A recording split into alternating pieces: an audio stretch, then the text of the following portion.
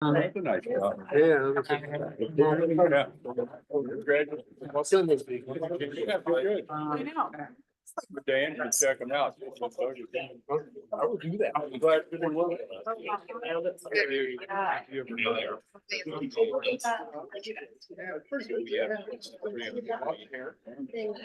My babies are always going fall and they're going out a year because they're doing there. Some of the a lot of here.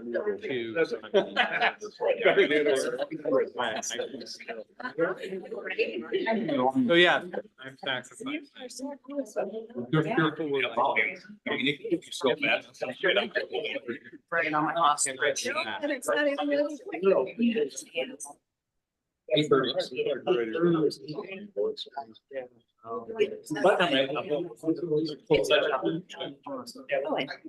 You got it.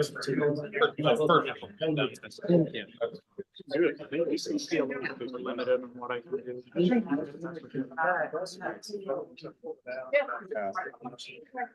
Thank you. It's been exciting. I bet. She looks beautiful. I'm gonna put it. Yeah, we think so. Yeah. So you don't have an annual. Oh, hey. I actually. Right there. I actually have. Wait, what's my name? 10,000. Jared. I mean, Ryan. Okay, how are we doing with technology? And then I think we're ready minus the desktop computers here. So we're getting a little late start because we have they don't write it down. technological issues, but That's why we're gonna get going here, so we'll go ahead I put and notes in. call our meeting to order. I got it. This is the city council regular business meeting for Thursday, June 2024. It is 6:02 p.m. Lindsay, would you call the roll? Councilmember Baker, Brown, Yes. Cool, Here. Livingston. Here. Minneke. Here. Mayor Tom Phillips. I'm here as well. We do have a quorum, so we'll move on. Item number 2 is the Pledge of Allegiance. So we please rise and say the Pledge of Allegiance with me. I pledge allegiance to the flag of the United States of America and to the republic for which it stands, one nation, under God, indivisible, with liberty and justice for all. All right, item 3 is approval of the agenda. Would anybody like to move any of the consent agenda items to the regular agenda? Hearing none, can I get a motion to approve the agenda? Second. Motion by Livingston, seconded by Cool. All those in favor say aye. Aye. All right. All those opposed, same. Motion carries. Item number 4 is welcome of guests and public comment. Welcome to our meeting. We appreciate the public being here. We'll go ahead and open up the dais if you want to address council or myself for non-agenda items. We'll give you a 3-minute time limit. Realize we can't take action on those tonight because that would be a violation of open meetings laws because they're not on the agenda. Also, if you'd like to comment on any item in the consent agenda, now would be the time. So, if we have any takers, that would be great. Go ahead. Yeah, come on up.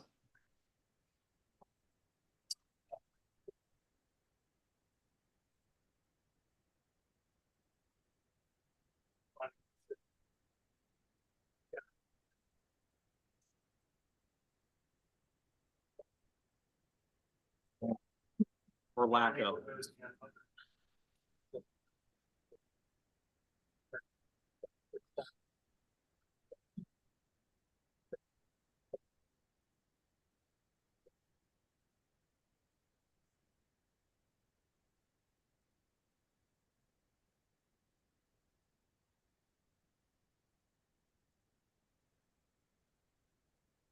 Yeah. Unfortunately.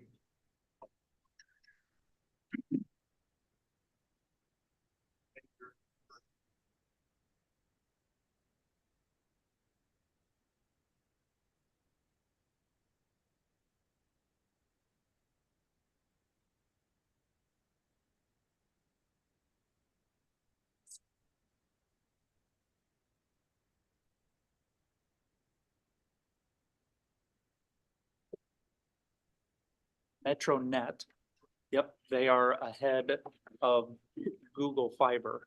So those are the two that are rolling out service for additional. Doesn't help you today.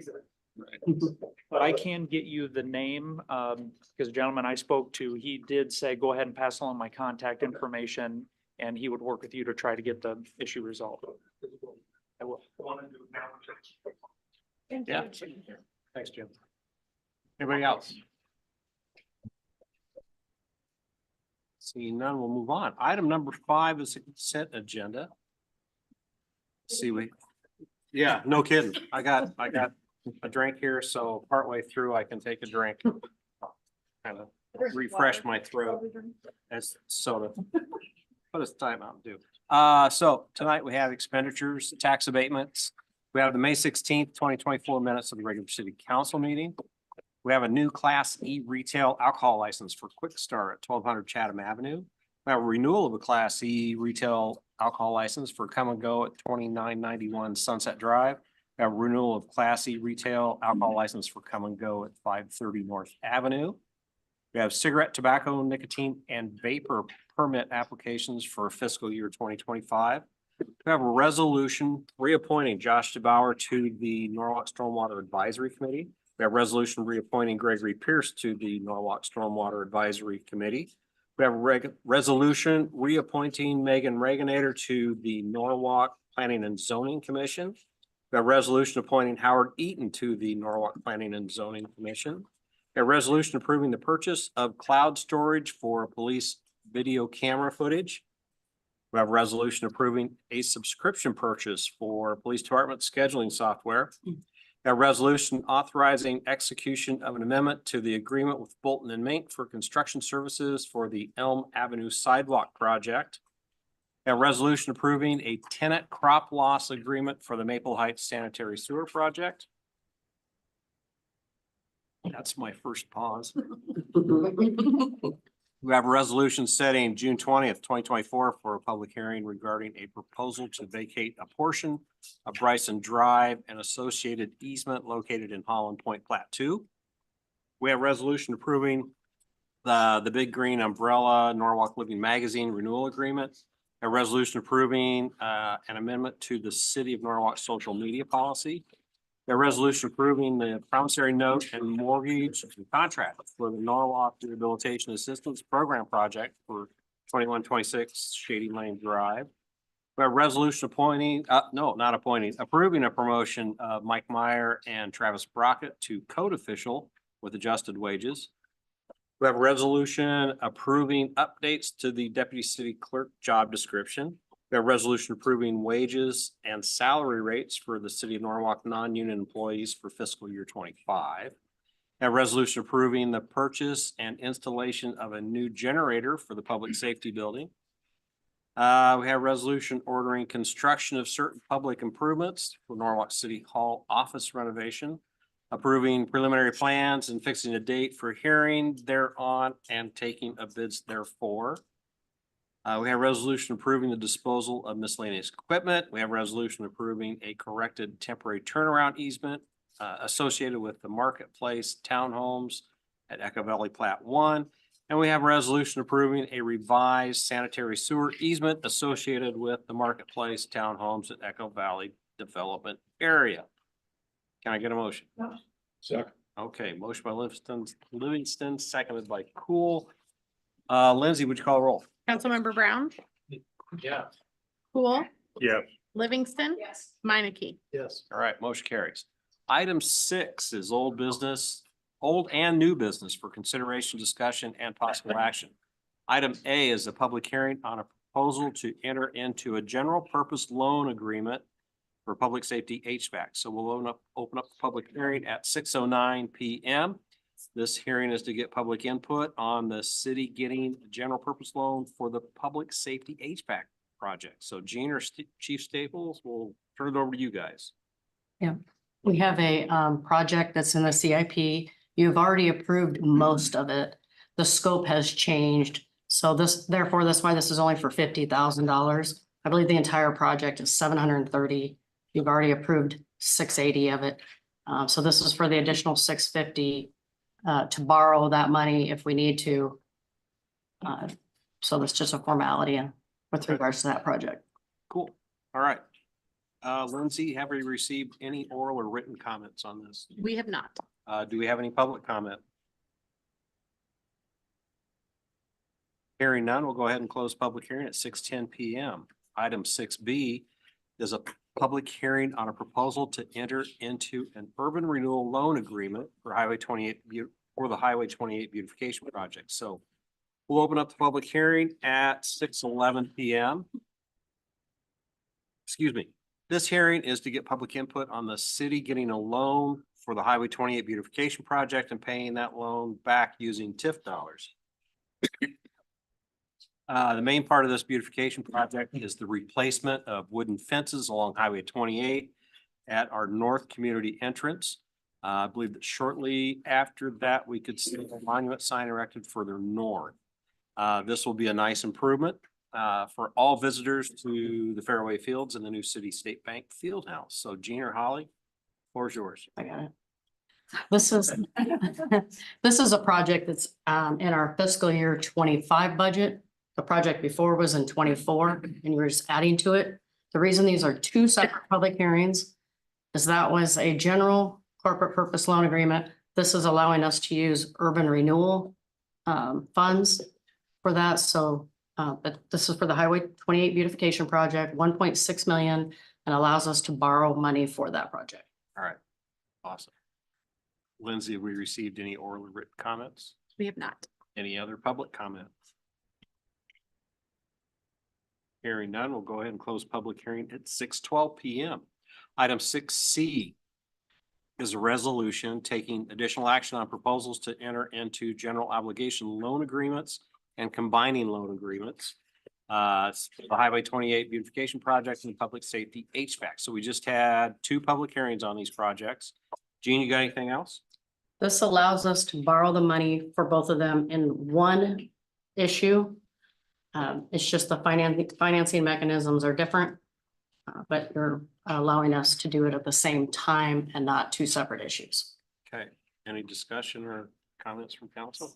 Well, I'm glad to play for the other project using TIF dollars instead of good tax dollars. All right, can I get a motion to approve the resolution as presented? Motion. Second. Motion by Livingston, seconded by Cool. Any further discussion? Hearing none, Lindsay, would you call the roll? Councilmember Cool, Yes. Livingston. Minneke. Yes. Brown. Yes. All right, motion carries. Item 6D. It's a public hearing on a development agreement with Dunn Industrial Condominiums LLC, including annual appropriation tax increment payments. So we'll open up public hearing at 6:13 PM. This hearing is to get public input on a development agreement for the industrial condominiums in the Dunn industrial area, which is just south of Michael Foods. Holly, we'll let you take this. Sure. So, and the owner of the project is here as well, so he could talk about it, but it's just a really good, high value project in our Dunn Industrial Park that just kind of started development last year here. So it's located off of Madison Street, the new north-south street that's built, kind of splitting that 40-acre Dunn Industrial Park in two. So on the east side, there's several different buildings that you've seen under construction out there, and this parcel is south of those first several parcels. And it'll be two large facilities, two large buildings, about 39,000 square feet total. Kind of a cool concept that maybe you can explain a little bit more, but done industrial condominiums for contractor type businesses to have their own space, which is pretty cool. And we'll get some good value out of it. And what we're doing with the development agreement is it has a 5-year 75% tip rebate in lieu of our standard abatement. So it's just a little bit better structure for everybody, including the city and the schools and everybody else. Approximately the same dollar amount total for that. And they will have a $5 million minimum assessment, invest about 5.17 million in it. So it'll be just a great project. So I don't know, Jared, if you have anything else. Happy to talk about. Yeah, Jared Huseman here. I'm the owner of the Dunn Industrial Condominium there. And address is 2880 Grand Avenue, Des Moines. Any questions you guys have, happy to answer. I was here last city council talking about it as well, so you guys hopefully remember some of the project type. We'll also be going through planning and zoning on Monday evening. to get approval of site plan to begin get that started here, hopefully moving dirt. The next 3 or 4 weeks, assuming we get it pushed through planning and zoning, your guys' approval as well. So happy to answer any questions. Oh, thank you. Anybody have any questions? All right, thanks, guys. Right. Lindsay, have you received any oral or written comments on this? We have not. Any other public comment? Hearing none, we'll close the public hearing at 6:15 PM. Item 6E is a resolution approving the development agreement with Down Industrial Condominiums LLC, authorizing annual appropriation tax increment payments and pledging certain tax increment revenues to the payment of the agreement. So we just had a public hearing on this development agreement. Holly, you got anything else? Any questions or discussion from council? Okay, motion by Livingston, seconded by Meineke. Any further discussion? Lindsay, would you call the roll? Councilmember Livingston. Yes. Meineke. Yes. Brown. Yes. Poole. Yes. All right, motion carries. Item 6F. It's a public hearing regarding a comprehensive plan amendment to change 912 North Avenue. R4 high density residential to an infill planned unit development. So we'll open up the public hearing at 6:16 PM. This hearing is to get public input on a comprehensive plan change to 912 North Avenue. Right now, that area is designated as R4 in the comp plan, and the request is to change that to the infill plan unit development, or IPUD. Luke, you're up. Yep, so actually to clarify there, apologize, I think on the agenda, the title is a little wrong. The comp plan is to go from low density residential to high density residential, which then would allow for rezoning on the next item, which is to the IPUD. Just a quick background on here. When we do our comp plan, that land use map is looking really high level. And when we're in existing development areas, you tend to just match what you see on the ground. So we match that to the single family home that's there right now. So that would be the low density residential. The property is actually currently zoned R4. And so there's a incongruity with the comprehensive plan and the current zoning of everything. So what this first action does is it puts the property to a high density residential to match what the zoning is. And then we can talk about the rezoning for the next step. So a little bit of a administrative thing there, though certainly if there was a discussion on maybe it should stay low density, that would be the time to have the discussion would be now. So. Okay. Lindsay, have we received any oral or written comments on this? We have not. All right, any other public comment? Hearing none, we'll go ahead and close the public hearing at 6:18 PM. So item 6G is a resolution approving a future land use plan amendment to 912 North Avenue to change from low density residential to high density residential. Just had the public hearing on the comp plan change. Luke, you got anything else? Yeah, so the IPUD request is to, excuse me, take it from R4 to an infill PUD, and that infill PUD being to allow for the construction of townhome units along there, 5 units specifically. Well, this is the resolution to change to low density to high density. Oh, I'm sorry, I jumped ahead. I coughed and then got myself. Yes, nothing new on that. Okay. All right, good deal. Any discussion or comments from council? Yeah, so I have some questions. So if we do this, in theory, it would allow somebody to develop a 3, 4, 5-story apartment complex, correct? No, because of how the height works. So the farther to go higher than our base, you have to go farther away from the road. So because it's such a small lot, I mean, you could probably build some structure really tall there, but it wouldn't be very livable. Okay, well, I'm not, right, I don't want us to get into the situation that we did with Okay. Colonial Circle. Yes. So I want to make sure that, again, right, there's a request to do this because there's people who own the property who want to do this, but in the event that they decide to sell. Yep. And we have done this, then it leaves whoever wants to do the next thing open to be able to do unrealistically livable monstrosity. Correct. So the land use change that we're talking about, it wouldn't really impact that because we're matching the land use to the current zoning. And so since they don't match, you're kind of in a weird either or scenario. Like technically somebody could bring in something today that's R4 and it wouldn't match the land use, but it matches the zoning. So then we'd have the same discussion we're having now about should we allow that or not. Right. So the change to land use doesn't really impact that. The next item, when we talk about the infill PUD and those requirements would be where I would suggest if you have certain things like height that you are very concerned that you want to lock in, just like we did with the apartments and we've done with a lot of our PUDs lately where we've been very prescriptive on what they build there. That would be the time to put those conditions on. Okay, and I don't want to blur the lines and move ahead. However, that if we approve this with the expectation that we're then gonna approve the next one, right? Unless we put certain restrictions in the IPUD, we're still in the same potential scenario that, right, if they sell, right, if they sell, if we say, okay, whatever we want is tied to this project. Yep. We have already changed the zoning. No, we've already changed the land use plan, which limits our ability to restrict if they sell, right? You can put whatever you can on that property. Yeah, I mean, I'm not communicating it very well, I don't think. Do you understand what my issue is? Yeah, but since it's already R4, they could already do that. We're just matching the comp plan up with what the current zoning is. So this covers a little bit in the staff report on the one, but under the current R4 zoning, they can do up to 6 units an acre.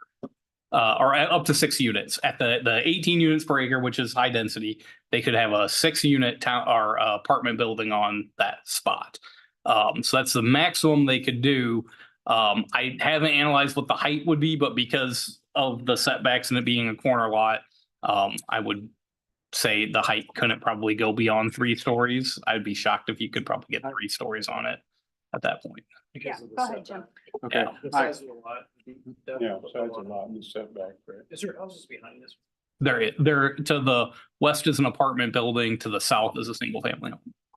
It is right now. Okay. Right, and part of the confusion is that the agenda statement is inaccurate, right? Yeah, So let's, Apologize. no, that's fine, but it is right now, low density residential, Which is on a land use plan, yes, but it's R4 on the zoning. on the zone. Yep. And when we make zoning decisions, we want to make them in conformance with our comprehensive plan. I agree, but we Yep. didn't. Yeah. And so now that we didn't, we don't necessarily have to fix it to do the less restrictive, right? I mean, that's, again, that's part of my issue, just in the philosophy of it, right? I understand what we want to do. Yeah. I understand our goal. That's not where we're at. I don't think that means we have to move the needle this way, where we should be maybe moving the needle the other. So Right. you're saying that the alternative would be to rezone it to R1. Right. Yes, that would be, so, I'm not saying we should do that. I Yeah. just want to make sure we have this discussion. because we're in the spot where the plan says one thing, the zoning says another. My recommendation to you would be to change the plan to match what the current zoning is, or change the zoning to match what the plan is. Those are the two things. The request today is related to making it match the zoning so that we can then make another zoning action that would be in conformance with that. No, if I may, I understand your concerns. I think the council in the past years had situations where we've rezoned and suddenly we're getting there that might not have been contemplated. In this case with the zoning, though it's not adopted yet, once the comprehensive plan is changed to R4, the proposal, your next vote is going to be to vote for this infill PUD. And when you look at the infill PUD, it does have a master plan that's attached to it. Okay, and that shows the project that's being proposed. Right. So when you adopt that, that's what's adopted in that infill PUD. They can't come in and do something else. They can sell. They can sell, but still, that plan is tied to that zoning. Because it's not just R4 zoning. They would have to come back into the council if they said suddenly, we decided we want to put in an apartment building instead of this plan. Right. They would have to ask for an amendment of that PUD. Right. And so the PUD, if the current owners sell, the PUD goes with the sale to the new owner. That's right. So the restriction is still there. Yeah.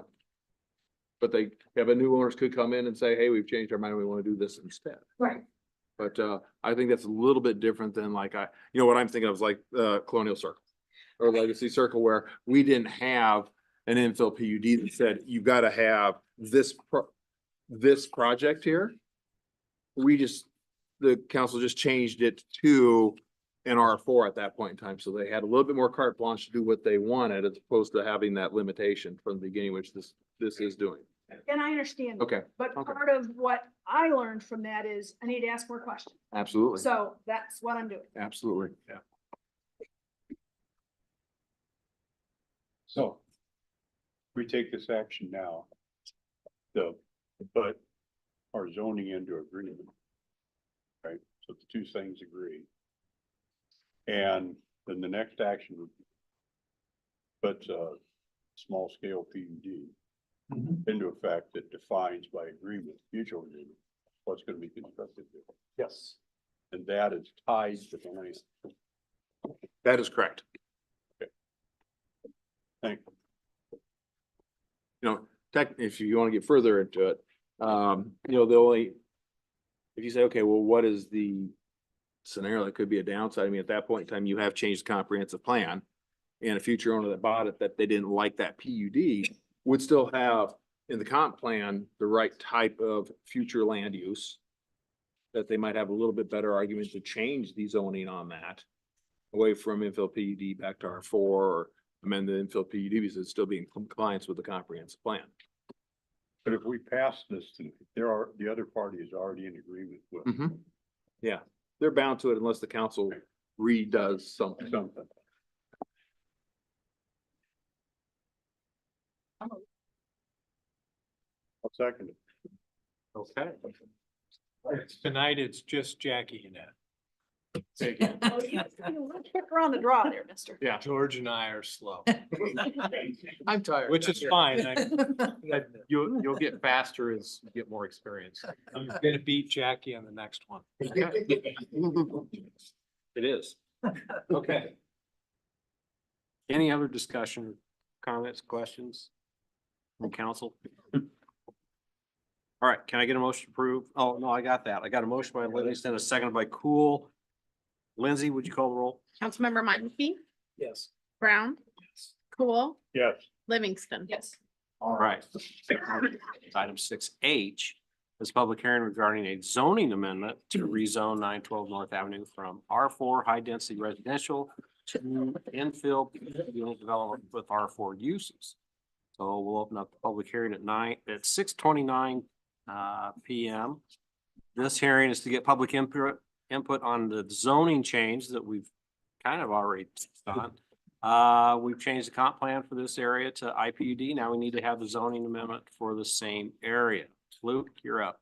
Yes, so I think we covered a little bit about the why we're going through everything. Again, wanting to consider a project that would be townhomes on this parcel, 5 units that would front onto North Avenue with their front door. Would have rear access off of a private drive that came off of Center Street at the east or from the west side into the back of the units with a driveway, garages obviously with that.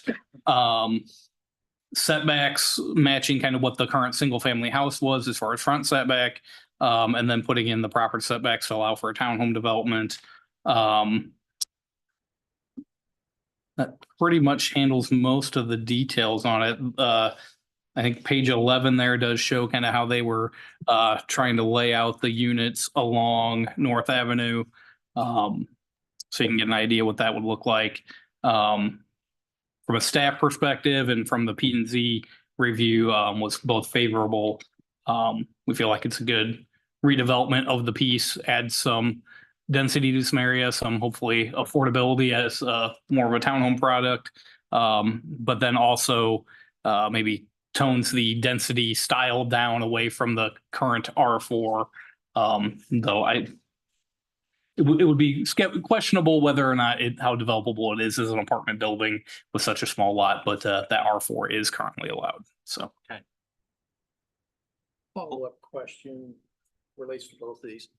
Since we have a single family home, it's R4, that's what we're looking at. The house to the south, Yep. just assumption R1. So interestingly, so there's a property to the west, is R4, which is the apartment building that's currently there on North Avenue. This property and the two properties to the south are also zoned R4. Our history, and I believe Elliot kind of went into it a little bit in the staff report. The zoning decision on this, best we could track, I think went back into maybe the early 90s. Best we could guess, or 1998, it looks like, was that likely at that time of the zoning decision, there was a thought that that older apartment building would maybe redevelop at some point in time, and someone would look to acquire that bigger corner and take the house that we're considering today, the two houses south of it, and create one larger lot that would be a larger R4 project. That obviously has not happened up to this point in time. So So if they could go from the IPUD and revert back to an R4 and buy the properties behind them that already are R4, then you had your setback part, right? correct. That's height limit issue. Yes. So if someone were to acquire all of the property that's R4 currently on that corner, then there would probably be space to do some kind of bigger structure.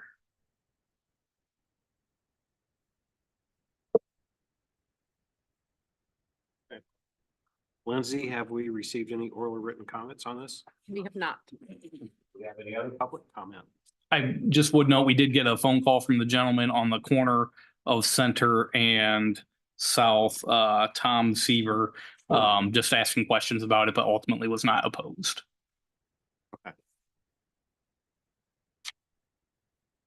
Any other public comment? Hearing none, we'll close public hearing at 6:33 PM. So item 6I is the first reading of an ordinance amending the official zoning map of the city of Norwalk, Iowa by rezoning 912 North Avenue from R4 high density residential to infill plan unit development, IPUD, thereby establishing the Easter Flats IPUD. So we just had a public hearing and zoning change. Luke, we got anything else? Nothing to add. Happy to answer questions. Any discussion, comments, questions from council? I guess my only question was the exposure to the height limitation. Maybe that's not for this discussion, but that's what I wrote out there. I would say if you wanted to talk about heights, now would be the time to talk about that and put in a Make that a restriction. condition. Yep. You give me a second, I'll tell you what the current kind of R3 height maximum is. So you can get an idea of what we would expect there. Maximum height regulations for an R3 would be 35 feet. So pretty much any townhome you've seen in town would meet that. So I wouldn't expect anything to come in different than that. So that does not equate to, that equates to about 2 stories or 3 stories? Yeah, 2 stories with a gabled roof. So I believe, I mean, technically the 3-story brownstones, I think probably hit right at that 35 mark. So that's probably the biggest thing you could see there.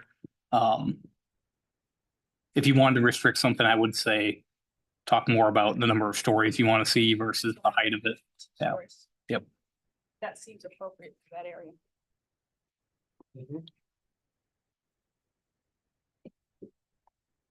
That wouldn't necessarily be a substantial change from what was presented to us.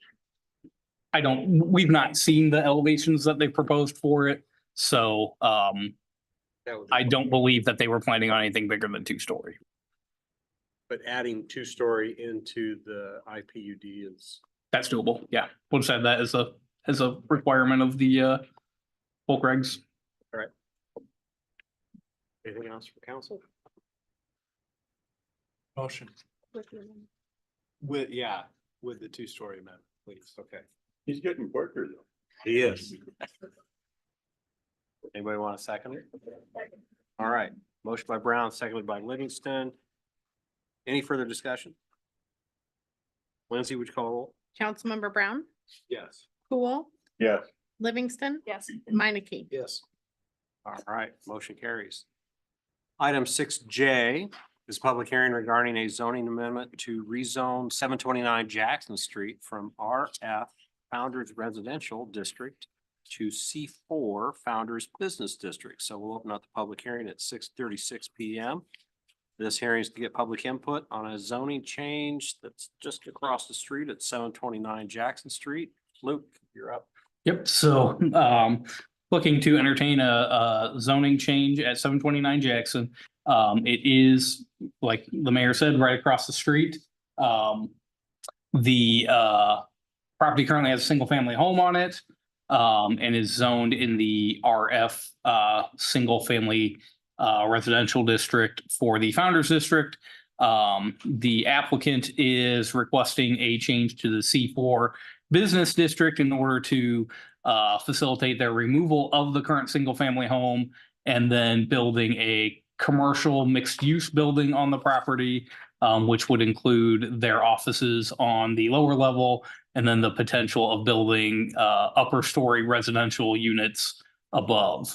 We did have a pre-app meeting yesterday to talk a little bit more about some ideas on what they might have as far as what they were proposing and a general site plan. So some unique stuff going on there. Really, if you want to, I can run into the history of it a little bit more on the next part of it. But essentially, the area of town has kind of slowly been changing from residential to commercial along the North Avenue frontage. And this would kind of be the last piece on the south side to do that. So from a staff perspective, we'd be supportive of that. We think their project is a unique addition to kind of our little downtown, extending it farther down to Highway 28. And then the addition of some upper story residential would be kind of a unique thing for Norwalk as well, and an opportunity for a cool project. So staff was recommending approval of it. Planning Commission also reviewed it and was excited about the project as well and recommends approval. So. All right.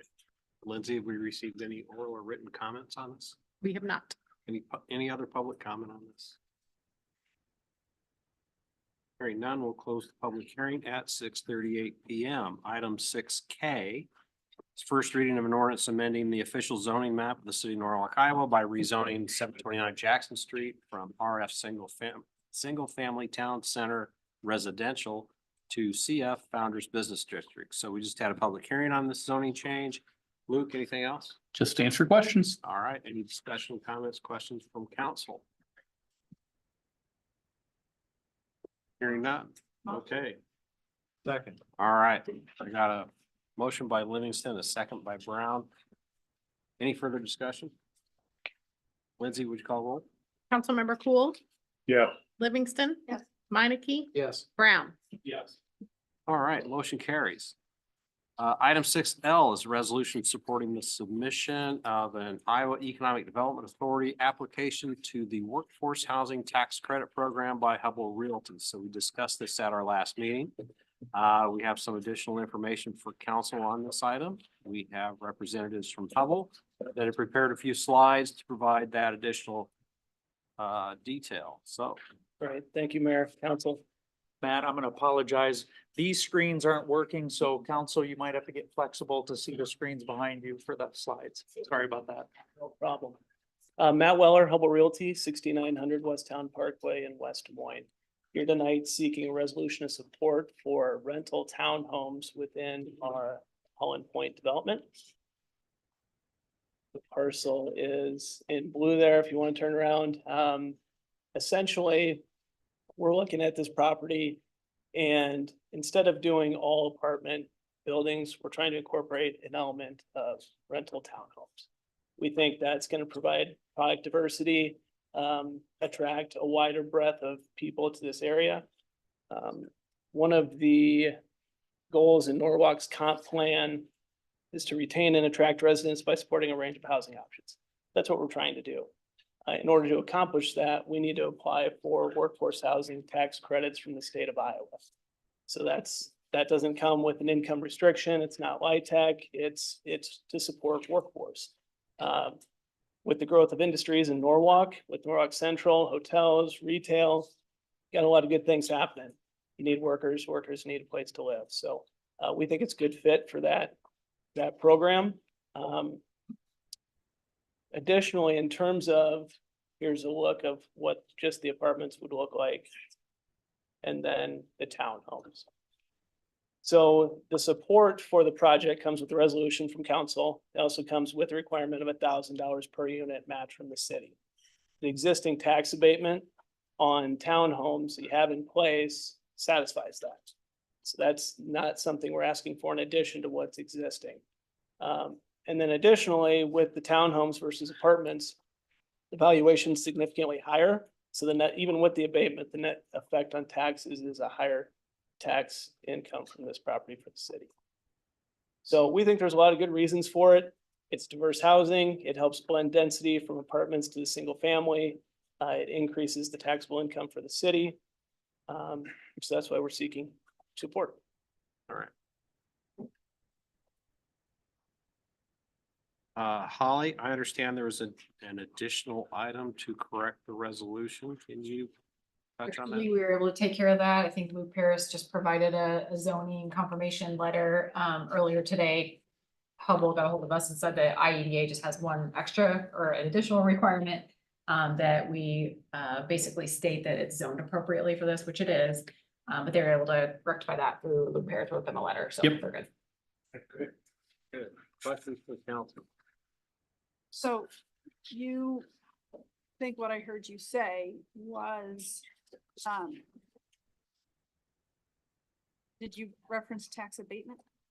Right, because we talked about the fact that that may go away. And so we also talked about adding language that said tax abatement or some other means of support. Yeah, Correct. That updated language should be in this. Okay, mine won't download for some reason, so. Okay, That way, if it goes away, like you, I just wanted to pointed make sure out, that it was. there's an avenue there where we're not left in non-compliance with the state. So this, if we pass this action, it's specifically tied to this piece of land. Correct. Yeah, and if they don't get the monies from Iowa Economic Development, then we don't owe and they won't go forward with this project. Correct. Maybe we'll come back with something else, but our commitment will be over and we'll start over. Right. Is there anything in this, I mean, I understand and I like the idea. But is there anything in this that, as far as the rent goes? And is this something for, that's intended, I guess, to be more modest, rental units as far as the cost goes for families? How's that gonna work? How's that work? So we've utilized this program for several Class A+ apartment buildings in downtown Des Moines. It doesn't come with rent restrictions. It's not like a, low income housing tax credit award that has, units allocated to 40% AMI, 60% AMI. It's none of that. It's simply a funding mechanism to help gap what developers see as problems in trying to get projects to underwrite, to help get more housing for workforce, essentially. In fact, the price point of these townhomes will be more than the price point of the apartments inside. Right. Not less. Correct, which is why the tax base will increase. Even with abatement, the net taxes are higher than if we did all apartments, which I want to reiterate is a possibility. If we don't get awarded with the workforce housing tax credits, we have to look at option B, which would likely be all apartments. Other questions, comments? Is the award prorated or is it put in an amount, you either get it or you don't. It's a light switch. It's either get or you don't. Okay.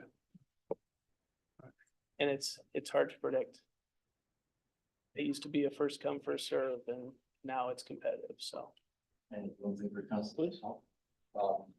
Mayor Phillips, member of council, my name is Joe Petrozinski. I'm a colleague of Matt Weller. I'm with Hubble Realty Company located at 1600 West Town Parkway. In regard to this project, when you submit this project to the state, as we're submitting to you, we have to do this project. It's only eligible for what you see on screen and what we're submitting for. So you're bound by that. And you're bound by those incentives to do exactly as we say. So the scrutiny of the state applies a lot in addition with this. And we still will have to go through the zoning or the site plan process with you, and it must be consistent with our application. So there's a level of certainty in the state scrutiny as well. So if you get the award, you are bound to what we're seeing here. You're bound to this project. We are, and so are you. We'd have to go back to the state and ask for changes and require interacting with you, and then they. You don't want to do that. You probably don't want to go back to the state. We don't want to go back to either. We just.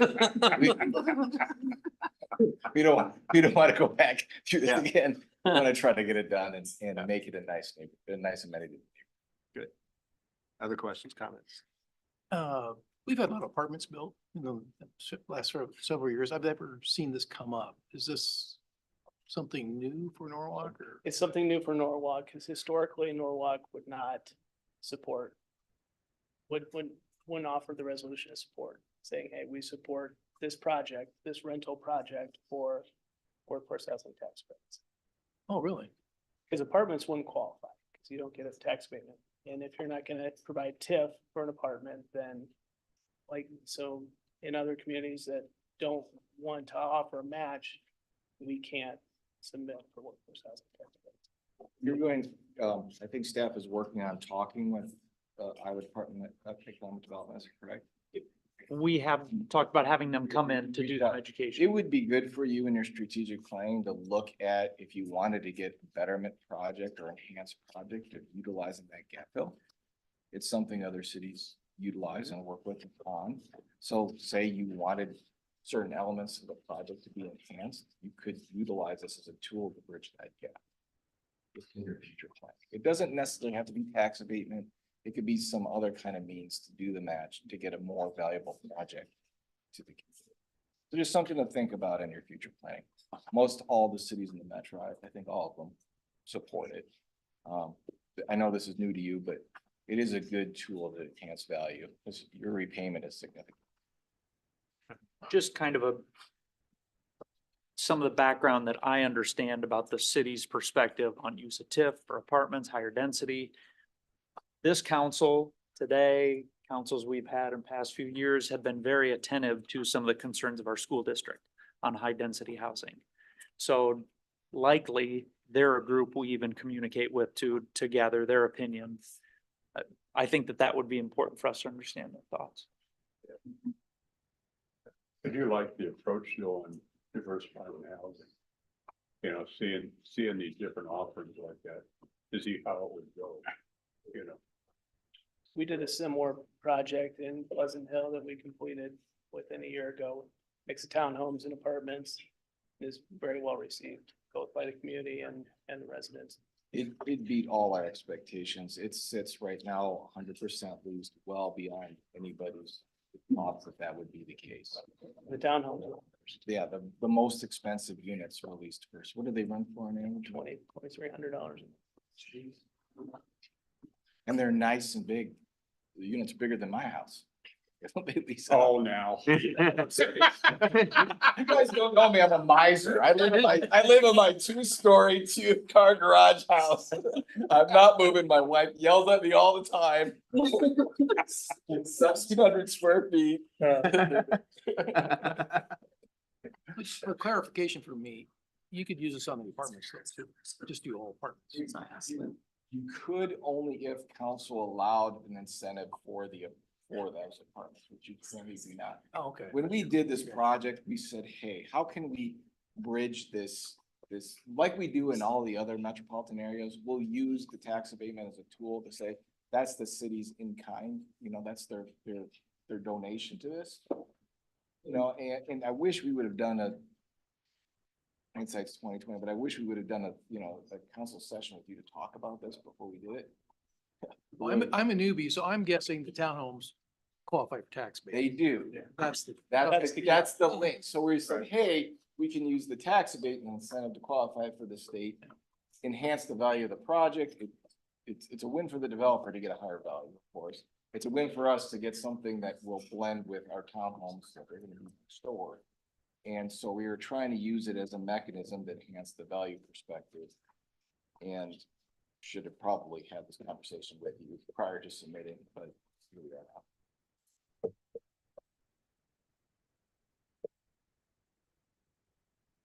Very good. All right. Any other public input? Well, can I get a motion to approve the resolution as presented? Motion. Second. All right. I got a motion by Cool, second by Brown. Any further discussion? Lindsay, would you call a roll? Councilmember Livingston, Yes. Minneke, Yes. Brown, Yes. Cool. Yes. All right, motion carries. Mayor, just, I realized I should have said this before everybody did the motion, but I could not also get that open, Lindsay. I think it was because of the size of the file. But just to clarify what Jackie brought up about that statement that it can be abatement or other means, just to confirm that was in the resolution. Thank you. All right. Okay, item. Yep. Thank you. Thanks for coming in. Yeah, it was nice. Thanks for coming in. Thank you. Item 6M is a resolution approving a parkland agreement for Hackney Hills development. So Hackney Hills is on Beardsley, just to the west of the current development being done by Signature. Agreement indicates the park will be dedicated when the final plat that contains parcels E and F is approved or by August 1st, 2029, whichever comes first. Luke, what do you got? That's pretty much the gist of it. As with most developments we've done over the last 4 or 5 years, when we have their first phases come in, and if the park is not included in part of that, we enter into these parkland agreements to give us more surety that they will be dedicated at a future date. All right. Questions, comments from council? Well, I thought we were kind of moving towards have a parkland sooner than when they were finally done with the development in 6 years. I thought we were moving towards, for 5 years, I thought we were moving towards, you need to have the parkland done. I don't know, much sooner than that. Am I making that up? From the rule standpoint, we have not to that. I think, at least from my standpoint, I haven't. Of course, we always want it as soon as possible, but I don't think, that I've had the impression that we want to necessarily move it up. I think one of my big pushes have been over the years is to make sure that we're secure in that dedication. Because in the past, we're talking years in the past, we'd have, you know, someone say, okay, there's got to be 6 acres of this whole development dedicated for park, and then they develop, you know, 20 acres of that and then sell it off to somebody else. The next person would come in and said, well, what do you mean I got to dedicate 6 acres? I should only have to do 5. And so they get whittled down. Or in times of bad economic trouble, I've actually seen cities lose out on it. I think back in 2009, they, you know, if they don't really have it secured and locked in, the developers suddenly have to go bankrupt. Situations like that, they lose it. So I guess my impetus on all this has always been to get a document that gets recorded in the recorder's office. So as land gets sold in the future, anyone that buys it absolutely is on notice that, hey, part of your ground that you're buying is going to have this dedication involved with it. And I think that it was, when Stephanie was still on council, but it seemed to me that one of the last several discussions we had, that there are some developments that they're taking a long time. And so we've got, you know, 40, 60, 100 houses in there with no park because it's not done. And I think there ought to be some happy medium where X% is done. They have to turn it over at some point, but we don't have to wait for the 10 years for development to develop. So if that requires another day for us to have a discussion, I will add it at the end of the meeting, but And on the timing with this one, I think from a staff perspective, I don't think the 2029 number was anything more than us using our history of past agreements having to come back to be renewed. So we thought we would push this one out a little bit farther from that regard. We didn't have a big conversation with the developer on the timing of when parcels E and F will be. I don't believe that they're intended to be A, B, C, D, E, F. It's just E and F are the ones that are around the park. So we obligated that they would be done with that one. So I know they're here. They may have some ideas on what their phasing plan are, but I wouldn't say that the agreement we prepared was indicative of their desired timeline. fair enough. Thank you Yeah, for they were, clarifying. they were real cooperative. I think Luke and I talked and we threw in the 29 as it was 5 years. And we don't like having to come back and renew. And they were very receptive to what we suggested. So, yeah, I agree with Luke that we don't want to give it any indication that they were trying to push it back or anything like that. They were cooperative. Right, and I'm not, it's a knock on them, it's just generally. Yep. But this absolutely ties down. The land. commitment to the Yes. land Yes, Before we approve this. that's right. Okay. And the other point is at a later discussion, we can talk about maybe, the development of it kicking in or being completed by a certain percentage of fill of housing development or project. You could, but also that's something that, I certainly don't mind the discussion right now, because right now the format that we have is 5 years is the limit. Or does, approval of final plats within the areas designated E and F. So if you look at the map on the planned area, E and F is what surrounds it. So, What happens if the 5-year clock ticks and nothing happens? well, at that point in time, it says they've got to dedicate it to us, and we've got an enforceable agreement here where they lien on it. This creates a lien. Okay, so that, the ground's absolutely a done deal. We are locked in with the ground. They can't sell it someplace else, So then the second question is development of the park. And maybe that's a discussion for another day. If that should kick in or be required at a certain percentage of fill. Yeah, and is there some risk? I think of a scenario where, I think of back in 2009, there's some developers up in Grimes, I think of them particularly, where they had promised all this park dedication. They went out of business, declared bankruptcy, and Grimes kind of lost out completely on some of those parks. If something like that, God forbid, we have another huge economic collapse and something like that happened, does this absolutely lock in that we're gonna get a graded perfect park like our ordinance requires?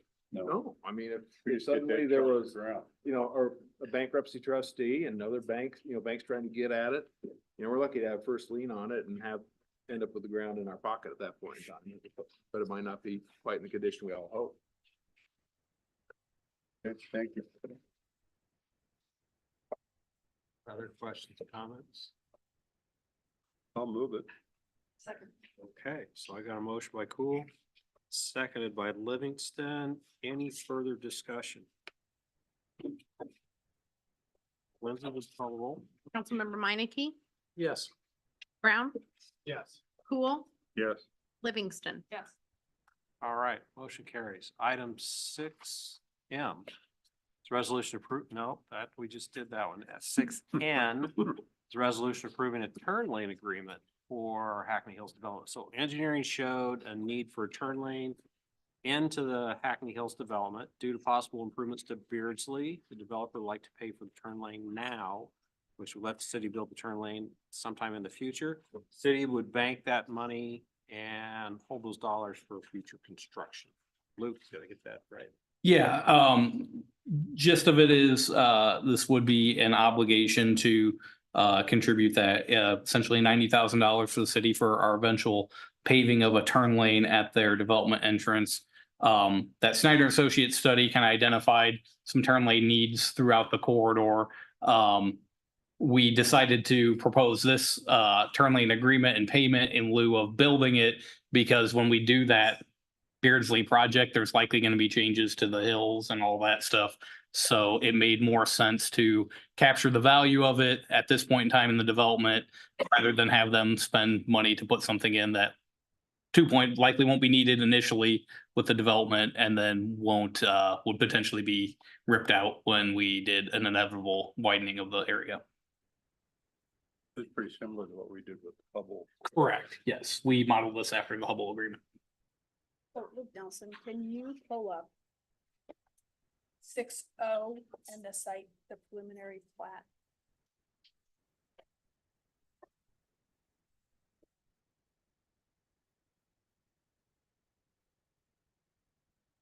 The colored map. Top Irish. Whatever the heck it's called.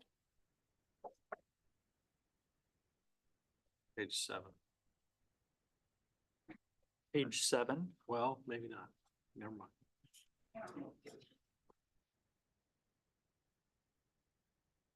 Page 7 shows the whole thing. There, that, Oh, okay, so can you tell me where on this, that turn lane is proposed or is not proposed? So the primary development entrance is gonna be really rough, but basically around the L and the E of Beardsley Street. Thank you. I think that's maybe the D and S. Okay. close So enough. somewhere. Yes, fair enough. Yep. Maybe Thanks. lined up with the other street over there. No, there's not another street on the other side. You Yeah. described this. Okay. So then my next question is, the way that I read the numbers and what it's paying for the cost of paving. But if they were to do the work, they would have to grade and all of that stuff. So why is that not included in the cost, or is it just a shorthand way of saying that's included in the cost in the budget state or in the,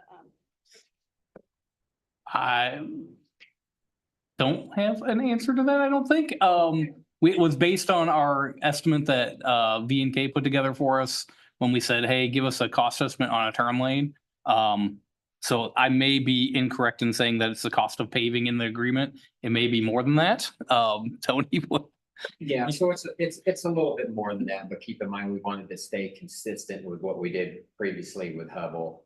Luke, I think, gave a good explanation that from the city's perspective, we don't want to necessarily build the turn lane today as well, because of the possible improvements to that corridor and the changes in grade and everything too. So there is some elements that maybe that would increase the cost of this, but again, we're staying with that consistency with the Hubble agreement and also trying to cover the major items. the Hubble agreement on the other side of Beardsley? Correct. If it's I likely, didn't particularly like that one either, but. likely we're gonna move that dirt anyway. on the other side of Highway 28 Right. on Beardsley, Holland Point. was south of Echo. Right, but I didn't like that agreement either. I think this is grossly under. Yeah. That's my, right, because I'm an engineer and I know these things, right? Of course I don't, and I'm not, There you but go. I do have a general understanding of how much it costs us to put in streets and everything that goes along with that. And while I can't give it a number, I think that 89.5, give or take, is the gross undervaluation. That's my 2 cents. Is there one of the drawings that shows the actual entrance there on the plat so that I just wanted to clarify that there's a left turn lane leaving the development that is included. This is just for what would be a future turn lane for westbound traffic going south into the development. So So like down the middle of the road. down the middle of the road. Okay, thank you. That does clarify that. Yes. So it does include the tapers that would be necessary to add that lane. So it's It's more That's- inclusive than you think, but It there's is, a lot you're of right. elements in terms of the turning movements that are included in the project. Yes, thank you. I appreciate that clarification because I was thinking the other direction and that makes a lot more sense to me. And that, yeah, and that drawing right there, you can see, so leaving the development itself, the left turn lane is included in the. Thank you. So when you say left turn lane, that would be like a median in there, or would it just be a stripe? It would be a taper and additional pavement to create the room space. necessary to create basically a center lane for that left turning movement for westbound traffic turning south into the development. I gotta admit, I was sitting here thinking that left turn, middle of the road or on the side. Yeah, it's a little confusing, definitely. So well, he had it. Oh, there you go. There's the left turn with the red line. Correct. And it includes the right turning movement tapers necessary for the eastbound traffic to turn into development to the south as well.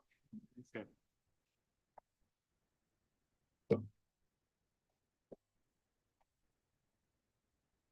What other questions you guys have? Certainly makes more sense now. Yeah. I understand it much better. Thank you. Anything else? Any public comment? All right, can I get a motion? Motion. Second. I'll get a motion from Cool. I'll give that one a second by Meineke, since, you know. Gotta I kinda keep it distribute them score out. over here. That's, Any further discussion? Lindsay, would you call a roll? Councilmember Brown, Yes. Cool, yeah. Livingston, Yes. Minneke. Yes. All right, motion carries. Item 6O. Resolution approving the preliminary plat and site plan of Hackney Hill Plat 1. So once this is approved, we'll start seeing more things happening at Hackney Hills. Luke, what do you have?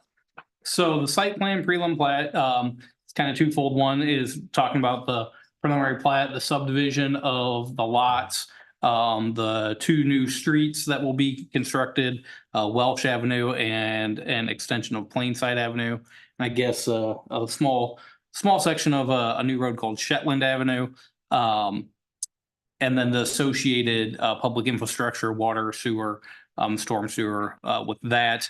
And in addition to that, it is site planning out the townhome and condo areas as well. So you can see those in more detail later on in the site plans, why this one's 35 pages long. Essentially end up with, let me get back up here, I believe 96 condo home units, and those will be in those kind of bigger squares that are set back a little bit behind some townhomes off of Beardsley. If you recall, when we did the rezoning, a big component of that was making sure that those condo units weren't right up against Beardsley. So there's a row of those townhomes on the north side of that.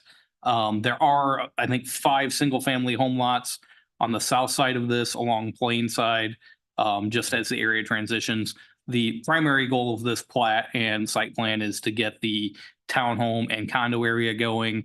But as you build in some roads and everything, there are a few single family lots that they went ahead and are platting out as well. Those kind of start going into that parcel E area. Running back to the Parkland area. Luke, if you go back up to page 7, the kind of bigger one that has all the different parcels, just to remind everyone where the park would be at, because it's not defined on there. Wait, This page. 11 or 7, not 11. Sorry if I said 11. No, I just was looking at the sheet numbers. Oh, gotcha. No, PDF page 7, sheet number 3. So there you have parcel F is the big piece on the right-hand side of the screen. The park is located in the bottom left-hand corner of parcel F. So that's kind of where that would be. So you can kind of get an idea of where they're starting now, where the park's at. Again, I would imagine market driving public, yes, that area. Market driving demand for those single family lots is probably going to drive how quickly they get down to that area. But for now, we're looking at that front piece with the townhomes and condo. Did have connectivity, didn't it, with the, Yep. and the plan for the development? Yep. Yep. Those Yeah. townhomes running fiercely as opposed to the backside. Yes, yep.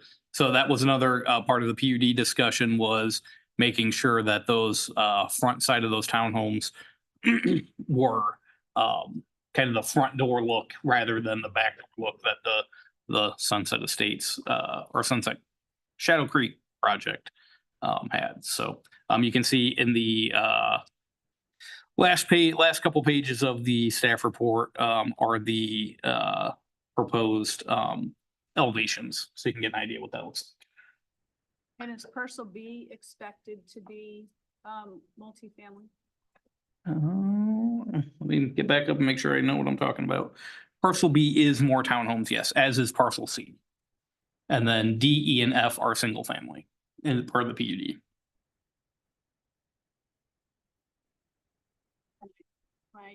Right in assuming that this is like the other developments up there, that there's not currently planned storm shelters or basements? I can't comment on basement, but there's not a storm shelter requirement. Seems like in an earlier conversation, when we were first looking at this, that they commented that they would make available or recommend it to people about hardened areas, remember that?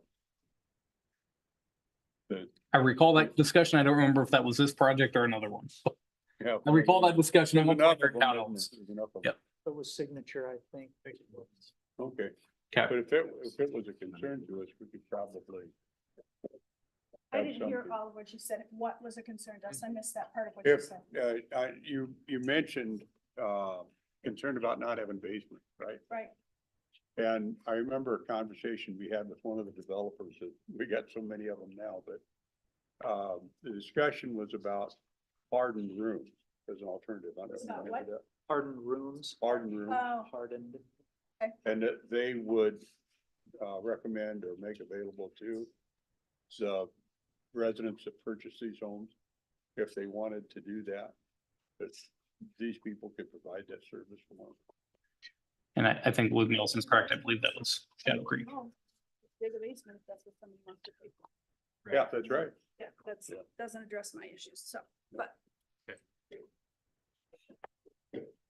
What other questions, comments? Yeah, discussion. Any public comment? Yeah, what's yours? Luke, we've had some discussions about the townhomes in Warrior Run. That the backside of those townhomes, it's all white. Yep. And I know there's some downspouts concept as that divides them up. Mhm. Then when Signature did Shadow Creek Estates, those townhomes, the backside, there's a very consistent look. I realize they're different colors, but depending on where the sun's at, the colors are so close. Yep. I recall that part of what really makes a difference in these is if there are not such subtle color differences between each townhome. Yep. Is that something that you've had some discussions with the developers? Yeah, so the way the code reads is it's you need elements, it's not necessarily color, but you need to be able to individually define each unit.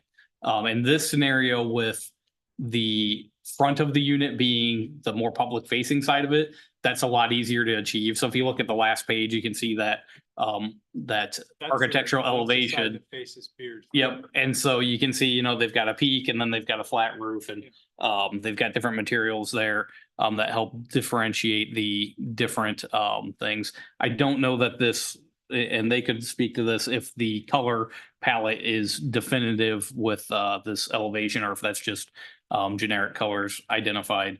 Because so many times those color palettes change based on what they're able to source for the projects. So yes, that is a thing that we talk about when we're reviewing and reviewing and again, talking about the elevations with the project applicants. And we do try to push people more than just doing downspouts to separate units. That one still meets code. It's the bare minimum one. And we really try to do more. To the Shadow Creek one, it's subtle color changes. Again, there's meeting code and then there's trying to go above and beyond. And I think our staff opinion, one of this one goes to the level of that we would expect as far as what those separations are.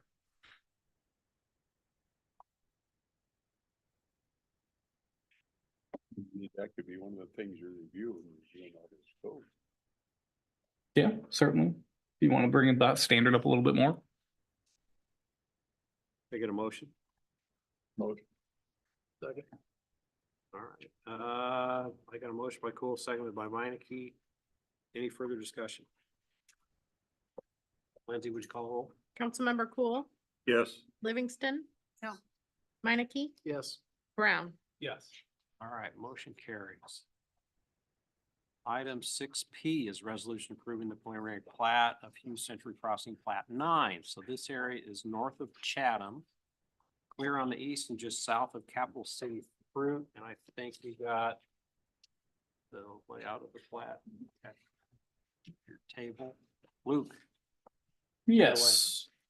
So you have a amended one there. Just there's not anything substantially different from what is in the packet, other than a couple notes that we were having them clean up and add. So we would still want to put that in front of you because it is different, but layout wise, nothing has changed from what's in the packet. You essentially have an extension of East 18th Street north of Chatham, new street lot A.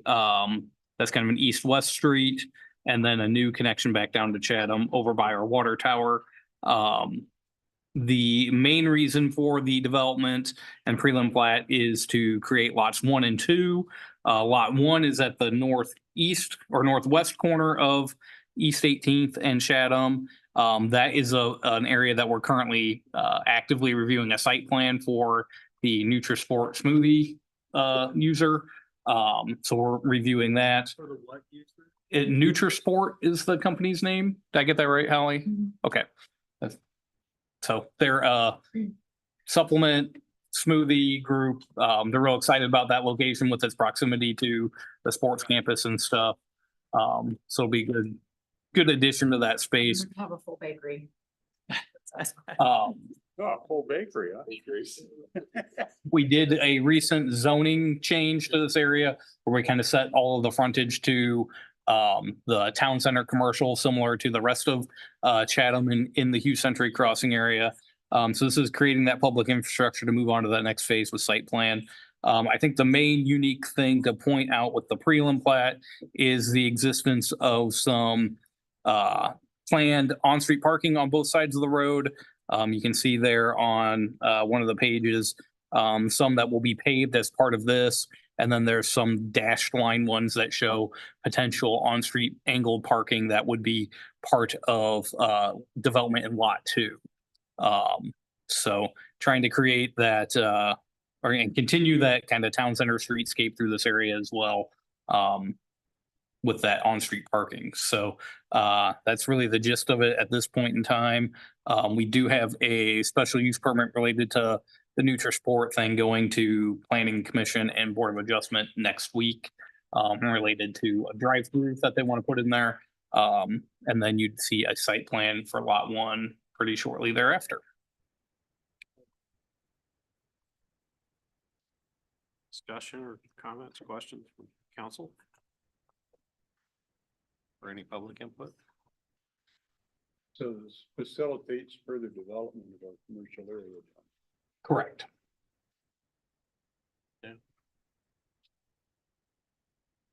Want to make a motion? Motion. Second. Okay, motion by Meineke, seconded by Cool.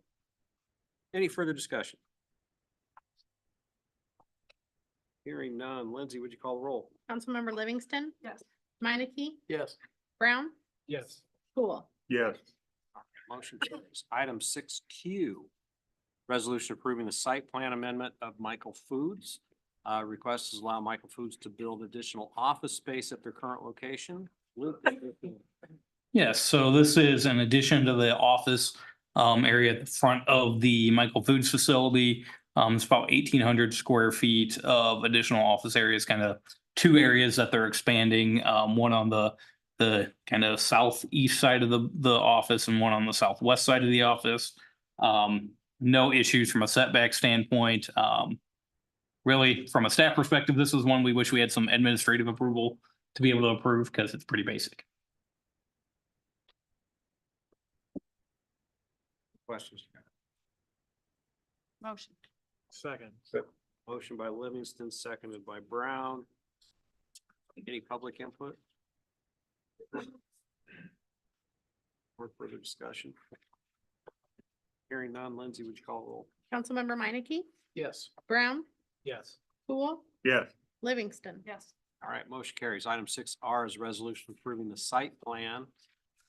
T-Mobile generator project.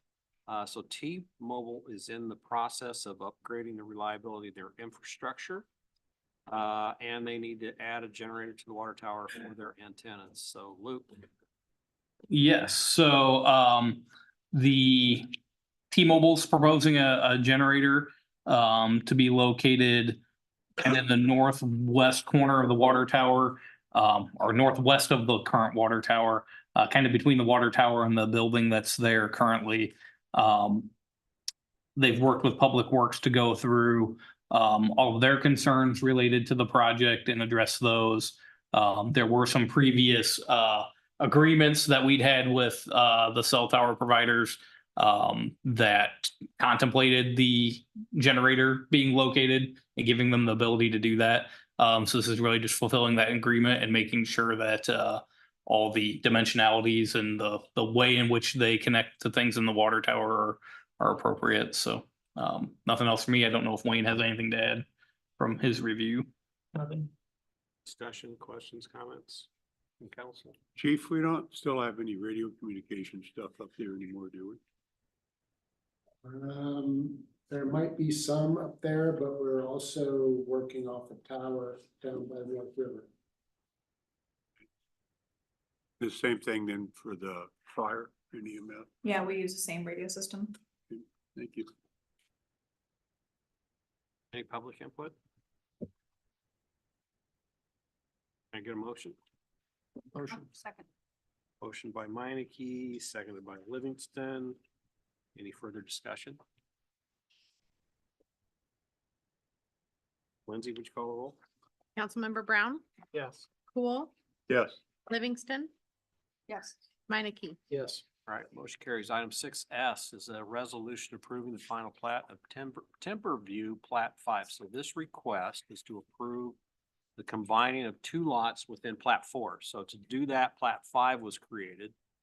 All the infrastructure is already there and approved with Plat 4. Jim, I think you have a few comments about this. I do. We've been actively working on Hillside Circle. There's a lot of issues with regards to the road collapsing and not necessarily, it definitely gonna need repairs, probably a complete replacement. And the developer, who's the applicant here, the developer along with the subcontractors, there are some issues with regards also to allocating responsibility for those repairs and getting probably getting some bonding companies involved. But at this point in time, I know there's some televising of the lines that are already scheduled. Our Public Works Director, and I think there's a lot of concern with heavy machinery, trucks, et cetera, going on this road when it's already basically failing. So I guess what I'd ask, and I think Public Works Director and engineer all kind of agree that it'd be best to table this until we at least can evaluate whether it can, whether it can safely handle those that additional traffic associated with building on these lots. Evaluated by whom? Basically city, yeah. Yes. This was the lot, they wanted to combine the two. They want to combine the two and put a house there. Yeah. And, right, like I said, right now, the developer still owns these lots. I think it's the last two lots that he owns in the development at this point in time. But it's just, we just hesitate to have, him sell a big lot like that for somebody coming in to develop it and, suddenly the road's not accessible or the road's not any good. And, we'd rather have some discussions with him and evaluate, first of all, figure out how this road replacement's gonna get addressed. And, the safety of the trucks coming into it. Yeah, I'm fine with that, although I'm not, am I right that if he were to sell the 2 lots tomorrow, they could start construction and there would still be the same issue. There would, but also, Yeah, right. but I think at that point in time, there would also be building permits coming in and we probably wouldn't allow that to go through until we evaluate it. And we're gonna, we'll let the owner, the developer understand that, probably his sales revenues are gonna be on hold until we figure out the street issue. Okay, yep, thank you. I think the issue was you really couldn't build on either lot. You had to put them together because of the topography, I believe. Well, I think that's kind of what he was arguing. That's why he wanted to combine them. Yeah. But, Roads failing. We didn't hear about that. in No, Lindsay. yeah. So, yeah, and it's, and like I say, right now, it's sometimes on these type of roads, it's difficult to, actually come to a solution on who's gonna pay for it because you got the infrastructure subcontractor pointing his finger at the concrete contractor, and you got the concrete contractor pointing at the infrastructure contractor, and you got the developer saying, well, I didn't build either of them. And, one of those three we know are responsible for it. Well, it'd be better to have them responsible for it. Exactly, yeah. how old are the street? 3 3 years. Yeah. Streets are supposed to last at least 3.5. Yeah. Well, this one this one failed in that. Yeah. Pretty Yeah. cocky getting those motions ahead now. Just kind of sitting there cocky. Yeah. So I'll move to table. Thank you. Thank you. Yeah. I was second. All right, so motion by Livingston to table indefinitely, second by Cool. Lindsay, would you call a roll? Councilmember Cool, Yeah. Livingston. Yes. Meineke, Yes. Brown. Yes. All right, motion carries. Item 6T. Second reading of an ordinance providing for the division of taxes levied on taxable property in the May 2024 addition to the Norwalk Urban Renewal Area pursuant to section 403.19 of the Code of Iowa. So this is for Fairway and Highway 28 beautification. Last meeting, council declared necessity for these projects and approved a URA amendment. This is the second reading for an amendment to the existing URA ordinance to allow using TIF for Fairway and for the Highway 28 beautification project. Gene, is that right? Just to clarify, last time we added property for Fairway, Highway 28 beautification and the Dunn condos. Okay. Tonight, what we're doing is approving the ordinance for Fairway and Highway 28, although Fairway is the only project or area that will generate TIF. Okay, So this is for that TIF ordinance. gotcha. Discussion, questions, council? Second.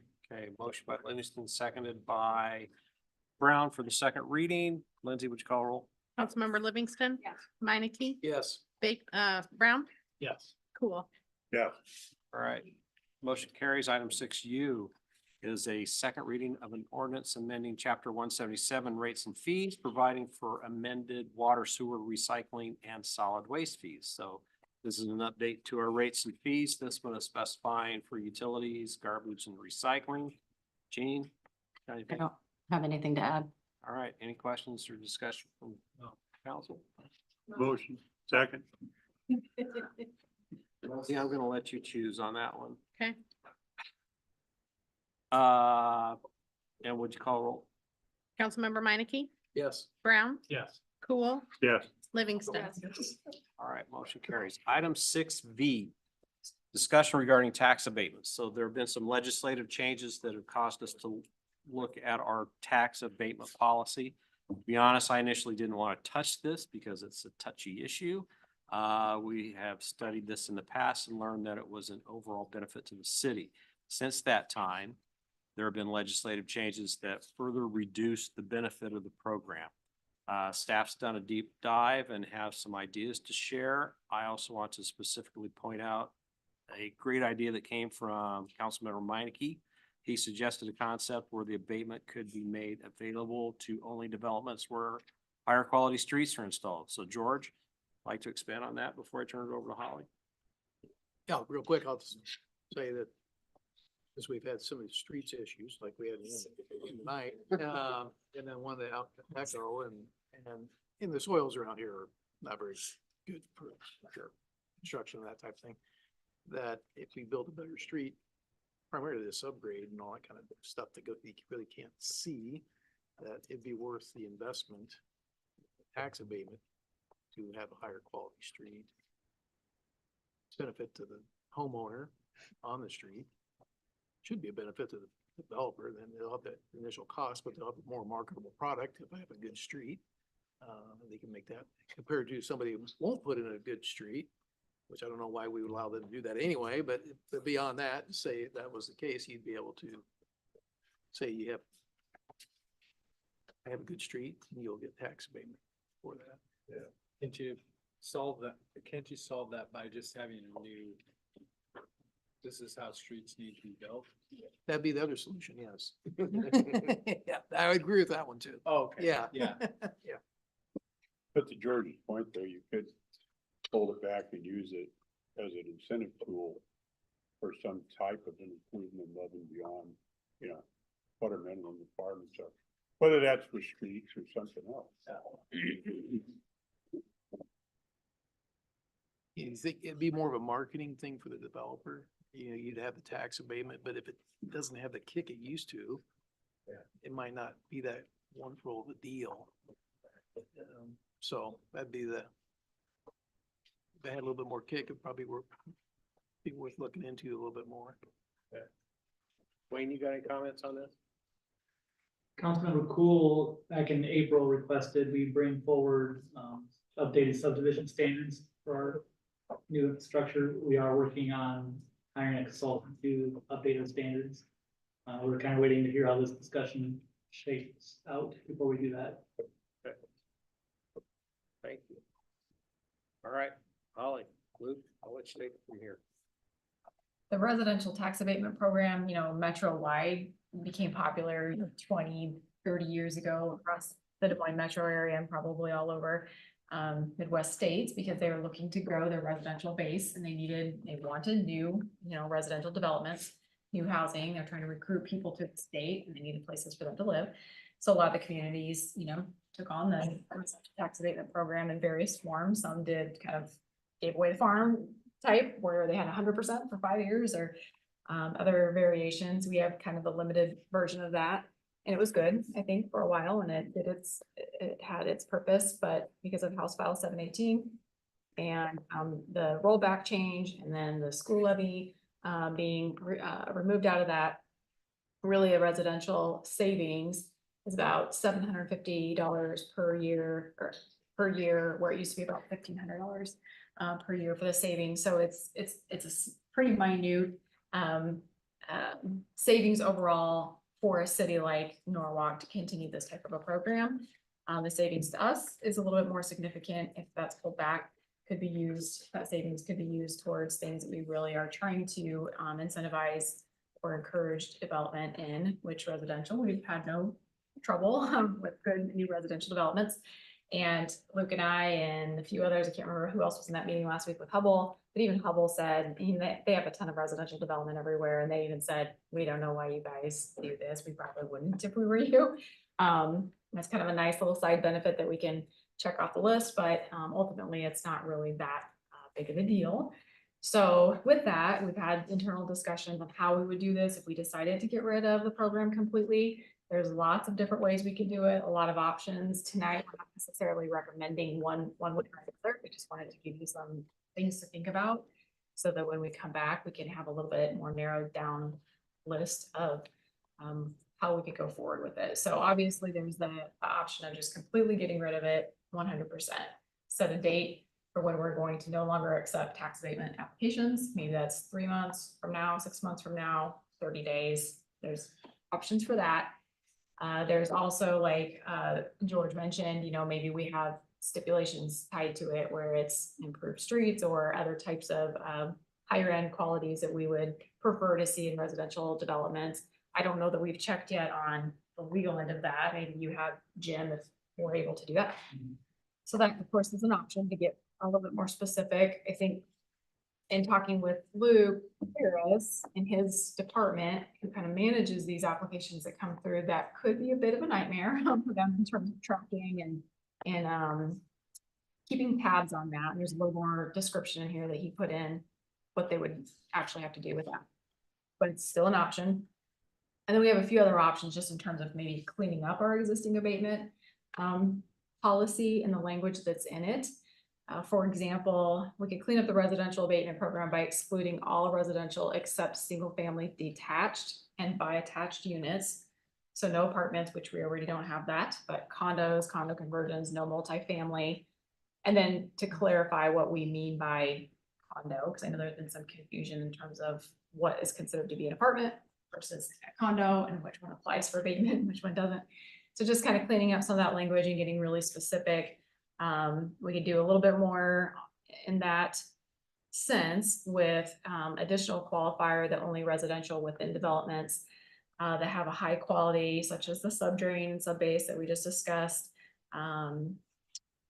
We could provide for use of abatement for projects that meet higher standard for home design, or say we wanted to incentivize a little bit more of that workforce housing type of project or mixed use type development. So maybe there's a commercial component along with that residential development that we really wanted to give that little extra incentive there on the residential side. So there's a lot of different options of how we could do this. I think internally, we're kind of subliminally hoping that, you know, it'll just go away completely just because of the work that it would really entail on the staff end if there are any kind of stipulations or specifics required with it.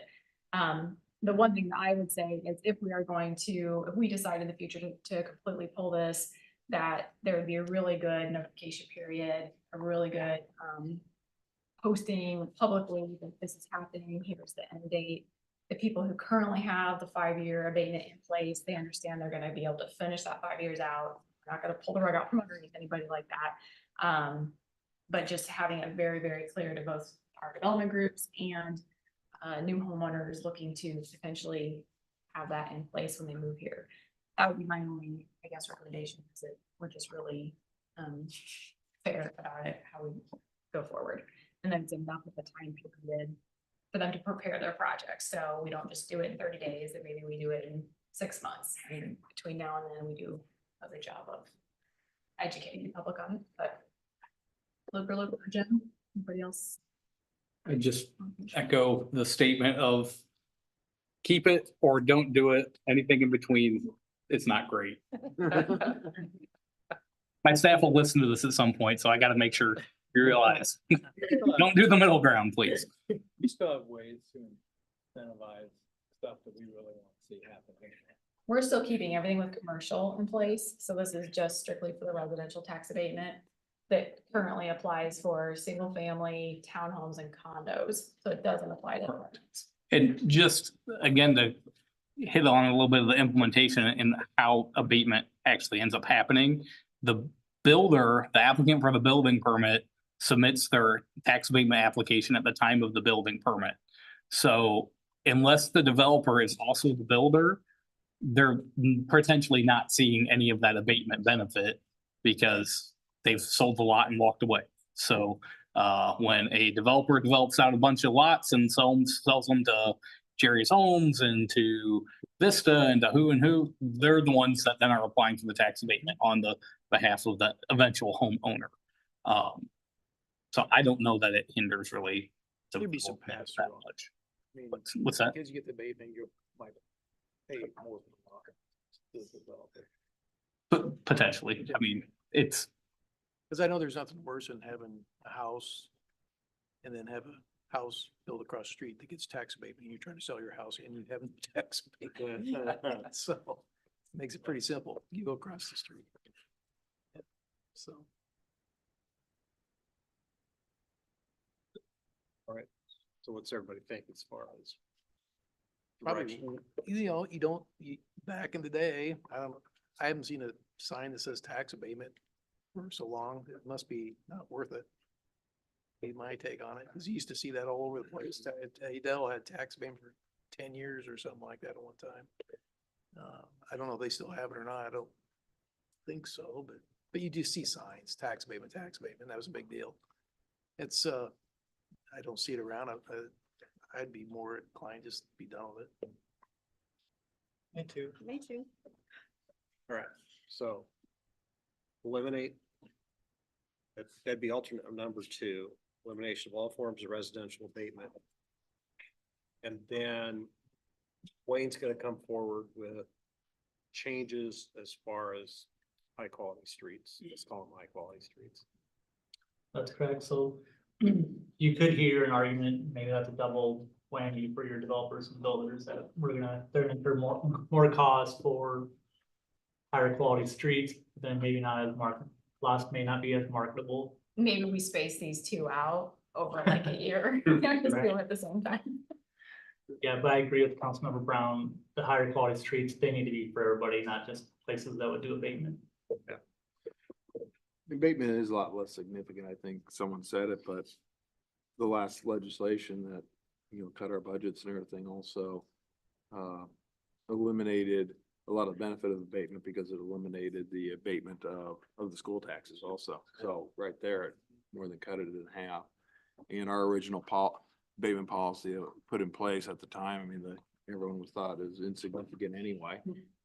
And that was really just a marketing tool for the realtors. And if that's not a marketing tool anymore and buyers aren't really paying attention to it, there's not a reason for it. They're not having any trouble selling lots. It doesn't. Yeah. So, but I I don't have any problem doing both things. Okay. Go ahead and dealing with the abatement and also trying our best to improve our streets. I don't think we should slow down with either. Good. We're growing. I don't think it's gonna stop us from growing. Yeah. That's fine. And quite honestly, if it slows us down a little bit, I'm okay with that as well. It's product. Yeah. It's gonna be what it's gonna be, but it'd be nice to have really good streets. Agreed. Okay, so you got your, Yep, we got some marching orders. gotcha. Okay. Moving on, item 7, future agenda items. So the purpose for this is for council to give direction to staff by way of motion to have items placed on future agendas. This is not for discussion of the merits of the subject matter. As an example, Councilmember Cool asked for higher quality streets to be looked at. And so Wayne's been looking at that, we'll bring that at some point in time. So that's an example. Anybody have anything tonight? Like you want to parkland? Talk about parkland. It's the timing of the dedication. Yes. So timing of dedication of parkland. That's on your plate. Anything else? We'll move on. Item 8. Council inquiries and staff updates. Jim? No. All right. George? No. Ed? No, sir. Luke? Oh, geez. Yeah, I was gonna write myself a note about what I gotta do, but, so 19, new permits in May, that takes to 115 so far for the year with Permits or? permits, sorry. No, we're, take a breath. So that's, our kind of 5-year average that we use, would have us at 90. So we're ahead on that. So that's good on that front. Still busy on the commercial front. Obviously some stuff we had come through tonight. It's gonna have additional commercial projects going on, so that's good. Last meeting, there was some discussions about rental housing and breakdowns and townhomes and stuff. So I didn't get a chance to go through this at that meeting, but just wanted to toss some data out there for you all. Our community right now is 80% owner occupied and 20% rental occupied from a housing unit standpoint. Of those 20% rental occupancy section, 64% is apartment units and 36% are single family homes or townhomes. So just as we talk about rentals and these things, I thought that was some good data to have in your head when you're thinking through that about the makeup of the community as it stands today. You know, historically, how that's been stemming over the last 10 years. I did not look at the breakdown. It was a little difficult to get that breakdown of apartment to single family. Right. Because I had to rely on some 2020 census data. So it's probably hard to track year over year. I could probably go back and do that for 2010 and 2000. and get an idea. Something like that. You're gonna get a picture Yeah. for. I can look into that. That'd be cool. And then, sorry, I'm gonna get back to my list here. We've been working on some parking solutions for the sports campus area. We're in the swing of things and parking's a bit of an issue there. One thing we're trying is we've moved some of the Google pins on Google Maps to some different spots that will hopefully direct people more to the north and east parking lots first before they go to the southern parking lots. My speculation is they go to the southern parking lots, they don't find a spot, they just park the closest space nearby, which may be on somebody's property, maybe in front of a fire hydrant. So we'll see if that does anything. But we did get those moved. Census, you should have gotten census things in the mail. Please fill those out. Encourage your neighbors and friends to fill them out. If not, you'll get your door knocked on. Some people that moved newer into the community weren't in the census database, so they won't get a letter. So if you have people that didn't get them, it's because they just weren't in the database in time, and they will be still counted just by hand when the takers start going around. Thanks for approving our promotion with Mike and Travis to our code official. They've really excelled at the interim position, and we feel like they're the right thing to do going forward for the city for that. And on that same front, we're currently hiring for building inspector positions. So if you know anybody that wants to come work for the city, tell them to go apply. Thank you. Gary? Actually, I was gonna give kudos to the community development department. They've been in a bit of a transition over the last 9 months. I've just been really impressed by the staff really stepping up, taking on tasks, coming up with better processes, just kudos. They've done a great job. That's all I have. Thanks. Wayne? Nothing. G? I just wanted to report to council that the fire department has responded to 2 fatal fires in the past 2 weeks. On the 23rd, we are at 108th Avenue in the county. And yesterday we're in Pilmer Drive in the plaza. Both of those were in Northern Warren Fire Department's district, but we were responding as a mutual aid agency and served a pretty large role in both of those incidents. We were assisted by the State Fire Marshal's Office on both accounts, and we are providing assistance to our staff at this time as they kind of work through both of those incidents, as it kind of takes a toll on our agency. We have been especially busy this year already. Through the month of May, we've experienced about a 14.5% increase from the year prior.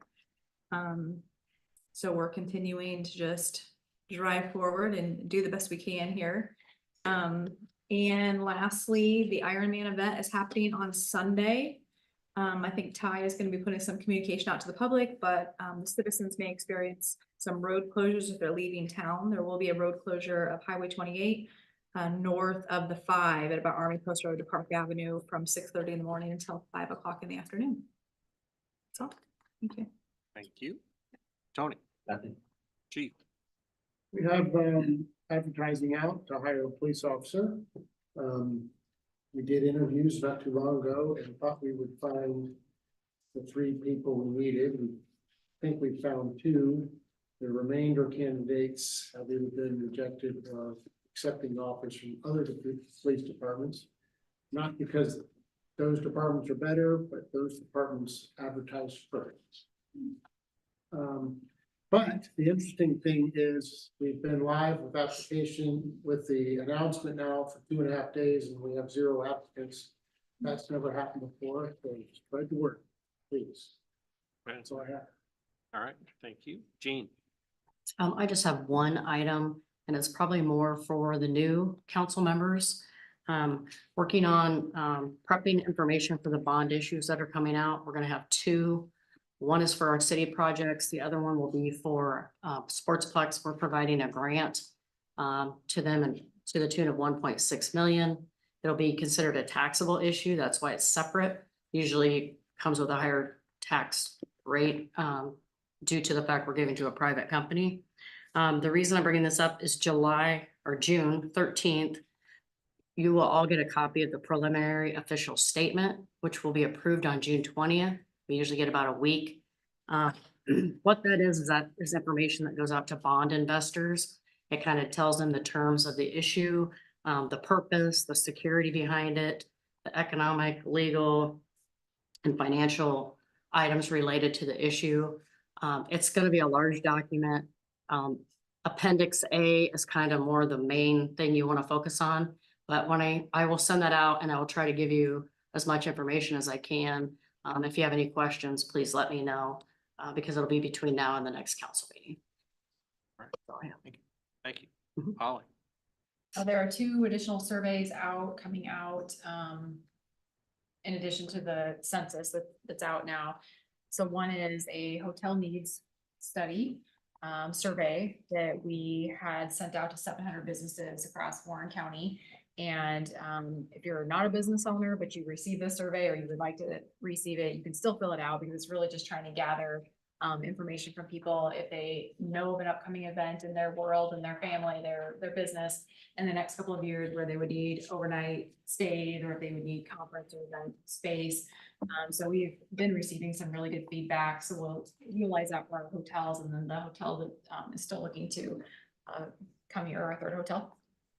So you'll see that potentially, and then you'll also see the citizen or community survey, as we might call it, that went out several years ago. We had one sent out. Carrie managed that, and the same company is doing this again. So we have the same survey, just a few minor amendments to it that'll go out to all of residents. And it's really just trying to gather some valuable feedback on our inner operations and how we function here within our departments, and kind of gauge the level of happiness in the community with the various things that we provide, services we provide.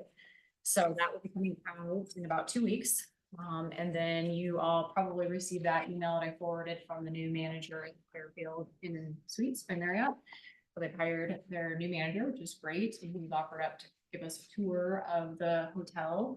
Just kind of a private tour. We might want to wait just a couple of weeks if they finish out a little bit more construction, but they're still hoping to be open here midsummer. And like we've said, a lot of new commercial projects coming online that we'll be bringing to you guys here pretty soon. Several parcels are under purchase agreement, so a lot of good things coming along. And other than that, All right, thanks. Jean. Nothing for me. All right, thank you. Robin. Lindsay. Couple things, just to piggyback on the census, our current internet response rate's 24%, so hopefully that grows. I think they're looking for a 70% internet response rate by the time it's over. The remodel for City Hall is to begin late August. I just found out today that we may have to be fully closed for a week as they get the handicap accessibility to the temporary door done. Other than that, we should be able to be open at all times, just with limited staff. And then as far as the Highway 28 beautification goes, all of the survey work has been completed. We've been in everyone's backyards. Well, I haven't been, but the surveyors. So nothing negative has been said about that project. So engineers are now working on design. So hopefully that will start yet this summer, fall. I think that's it. All right, thank you. Jason. Nothing. Okay. Thank you, Karen. Okay. I am not sure yet if I'm here in person. Well, I know I'm not here in person on the 20th. I'm not sure if I will be available to participate.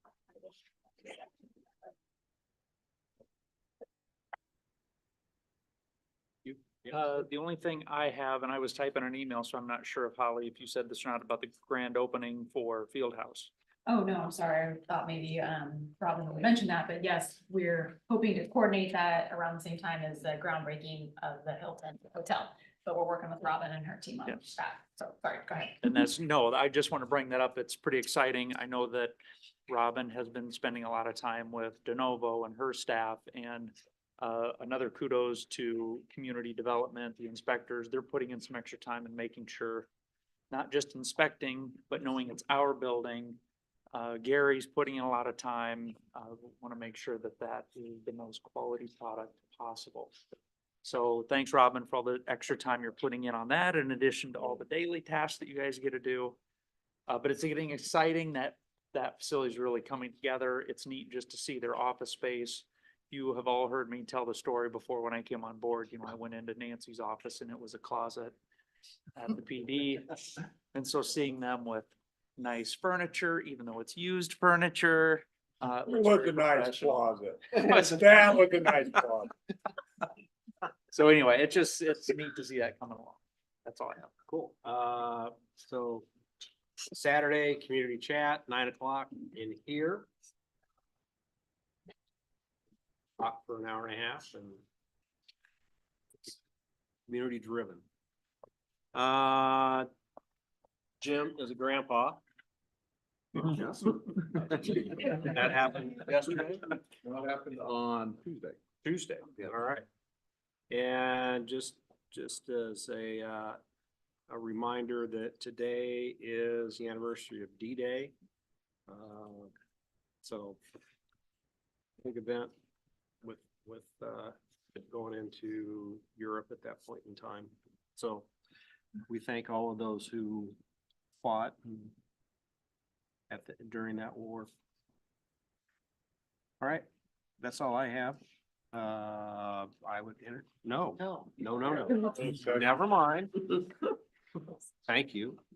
Item 9 is closed session pursuant to Iowa Code Section 2151J to discuss the purchase or sale of particular real estate. Only where premature disclosure could be reasonably expected to increase the price the governmental body would have to pay for that property or reduce the price governmental body would receive for that property. Jim, is this valid reason to go into closed session? Yes, sir. Can I get a motion to go into closed session? Motion by Livingston, seconded by Cool. Lindsay, would you call a roll? Councilmember Livingston. Meineke went to the restroom. Brown. Yeah. Cool. Yeah. All right, we are going to take a 5-minute recess.